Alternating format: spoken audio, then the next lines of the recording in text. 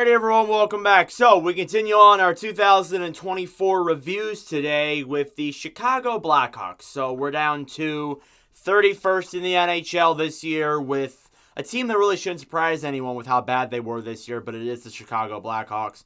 So, the Blackhawks are way different from last year. And by way different, I mean they have Connor Bedard on their roster, and the team looks a little bit better, but they're still not great. So they finished the season with a 23-53-6 record for 56 points, and they were 31st in the NHL. So, again, this is another year where it's really progress for Chicago. This is probably going to be either the second or third to last year where they're pretty bad.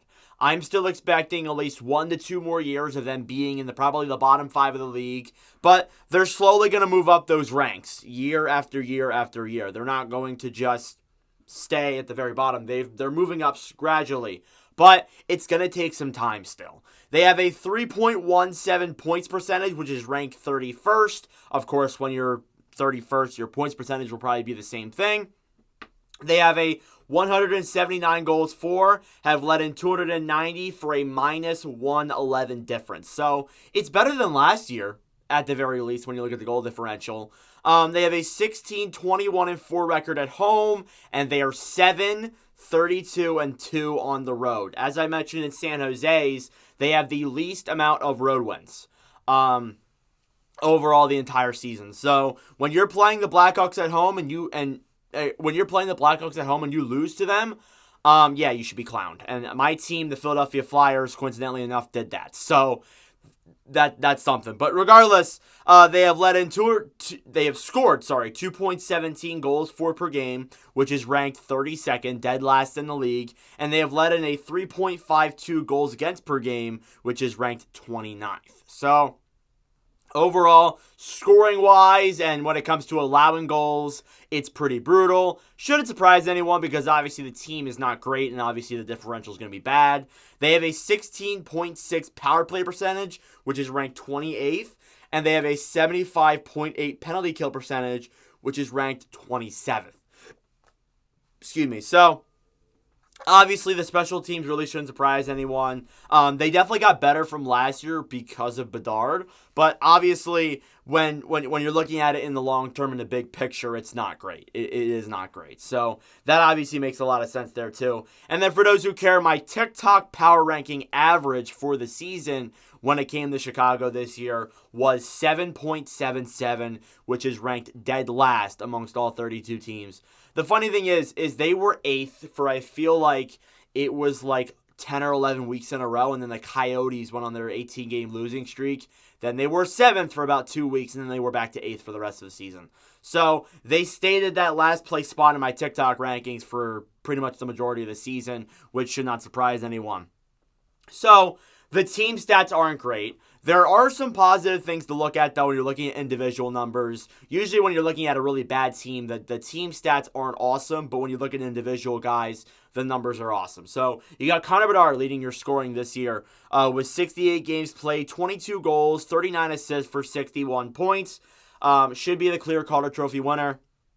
Should be that number one guy to go for it. But obviously, I think that Bedard's had a great season. I think that as the years go on, he'll be better, but he was nearly a point per game in his rookie season on one of the worst teams in the NHL this year. So that should show how excited you are for the coming years to come. So hopefully that's what Connor Bedard will be for the rest of his career. And that's what the expectation is.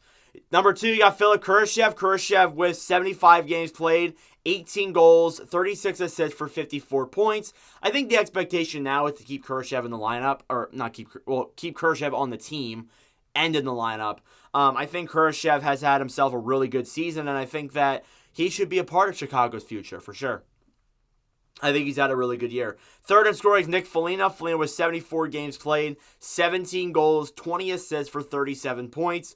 I think Foligno has had himself a pretty good redemption season with a bad team like Chicago. I think if I'm correct too, he actually was re-signed for a couple more years in Chicago. So that's some good numbers to see there. Fourth in scoring is Jason Dickinson. Dickinson with 82 games played, 22 goals, 13 assists for 35 points. He actually scored as many goals as Bedard this year. Had himself a really good season. in terms of when you're looking at overall like numbers. Like, he had himself probably the best season of his career. And that's what happens when you have really bad teams. There are guys who come from good teams who were kind of just like, they're all right players on like third lines and fourth lines. But then they go to a team like Chicago, they play on the first and second line, and then they score a good amount. They have a pretty good stat line, and then they eventually get traded at the trade deadline, which is what happens a lot of the time. But Dickinson obviously stayed the whole season with Chicago. I think he even got re-signed to a contract. So the expectation is that they'll keep Dickinson in Chicago, which is probably a good thing.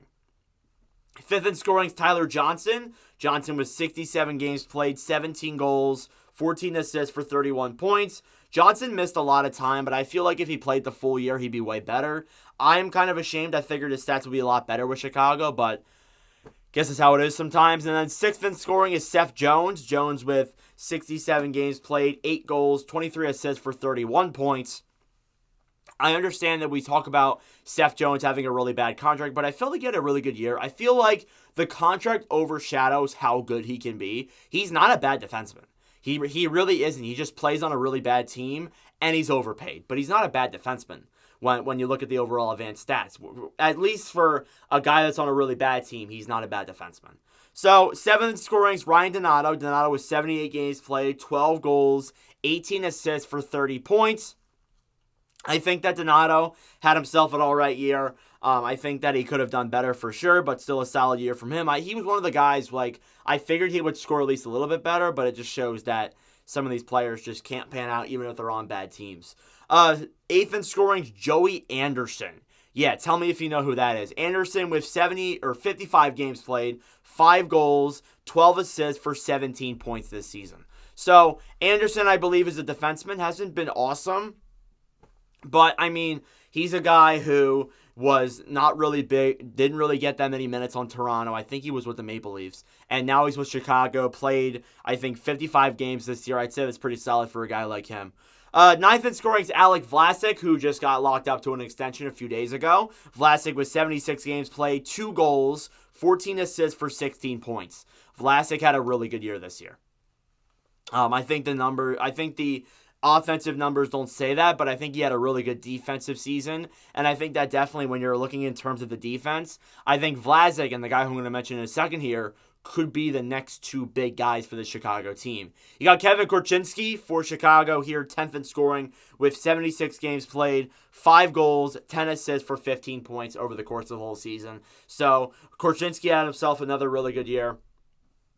I think the offensive numbers don't say a little less than they should, because I think Korchinski's had a good year as well on the blue line. There's some potential there. There were some players who played well this year, but overall, just the team isn't just good enough at this point in the rebuild. But I think they're definitely getting there. When you look in terms of goaltending, so goaltending has had probably the same two goalies kind of play most of the games the whole year. You had Peter Mrazek with 56 games played, 18-31-4 record, a 3.05 goals against average, and a .908 save percentage. Mrazek, even though he was on a really bad team, his goals against isn't that great, I'd say a .908 is awesome, is spectacular for what he dealt with this year in Chicago. I would say that he had himself a remarkable year, and I think that definitely he should get a lot more credit for that.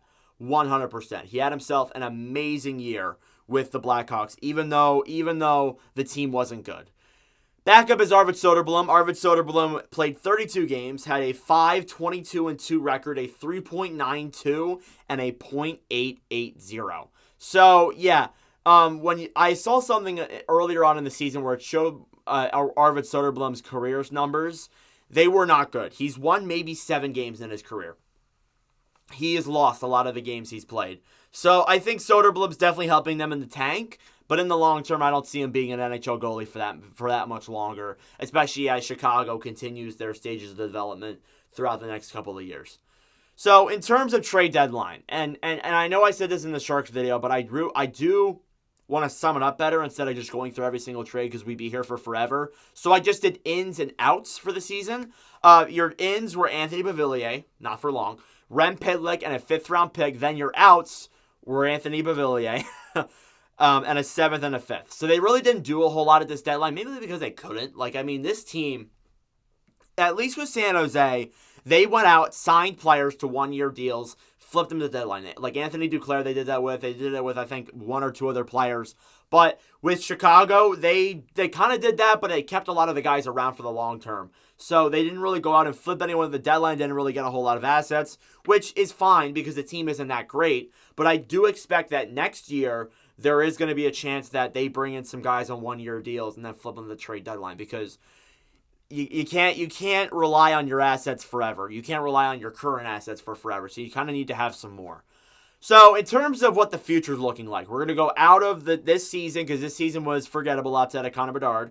They have draft picks. They have definitely a lot of capital this year. They have 2 first-round picks, 3 second-round picks, 2 third-round picks, no fourth, 1 fifth, 1 sixth, and no 7th round picks. So they definitely have a lot of draft capital, especially in the first 3 rounds. They have, I think that is 7 picks in the first 3 rounds of the draft this year. So that is an advantage they need to take. If they see a move they can make at the deadline, at the draft, and that helps out the team and gets them a higher pick, then they should go for it. 100%. I think that there's a good chance if they draft Macklin Celebrini, they will go in that direction. There's a chance, too, that if heading into the draft and you look at it in terms of, well, we got the 2nd overall pick or the 3rd overall pick, and we're like, who should we go with? Maybe you go with the defenseman. I mean, there's a lot of good numbers. There's a lot of good guys there in this draft class. It's not as good as last year's, but it's still really good. I think that you could definitely go for a defenseman because it's much more stacked with defensemen in this year's draft. So I think that's definitely the direction that Chicago may go. And in terms of free agents, I'll view this more later on in the offseason, but your free agents are Tyler Johnson, Colin Blackwell, Nikita Zaitsev, Jared Tenorti, and Jason Magna as your UFAs. I think Tyler Johnson, probably they try to keep him around for another year. They'll probably keep Blackwell. They'll keep Zaitsev. They may move Tenorti and Magna, but I think that, honestly, if they're looking to get better, some of these guys we may see go. There's a good chance they could let some of these roster spots go and sign someone in the offseason. There's a good chance of that. But obviously, we'll see if that actually happens.